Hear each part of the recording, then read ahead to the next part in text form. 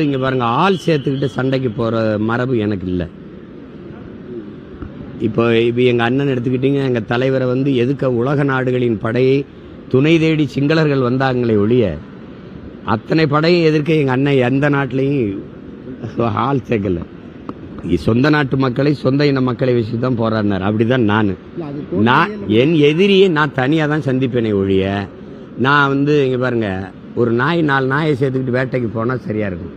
புலி 10 புலியை சேர்த்துக்கிட்டு வேட்டைக்கு போனா நல்லா இருக்காது.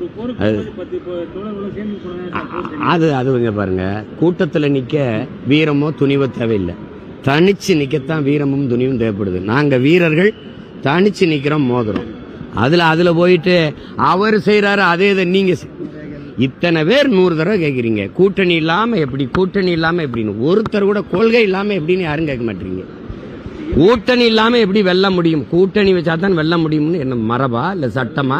சட்டம் எதிர்க்கு எதிரி எனக்கு நண்பன்னு சொல்லுவாங்க சார். பிஜேபிக்கு எதிரி டிஎம்கே தான், உங்களுக்கு எதிரி டிஎம்கே தான். அந்த வகையில பார்த்தா வாய்ப்பு இருக்கா? அதெல்லாம் இல்ல, எதிரிக்கு எதிரி இல்ல. நாங்கள்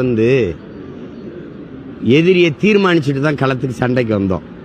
யாரை எதிர்க்க போறதுன்னு தெரியாம அருவாளை தூக்கிட்டு வந்துட்டு வீதியில நின்று எவனை வெட்டலாம்னு தேடல, யாரை நம்ம வீழ்த்தணும்னு முடிவெடுத்துட்டு தான் போருக்கே வந்திருக்கோம். அதனால எங்களுக்கு எந்த குழப்பமும் இல்லை, தடுமாற்றம் இல்லை.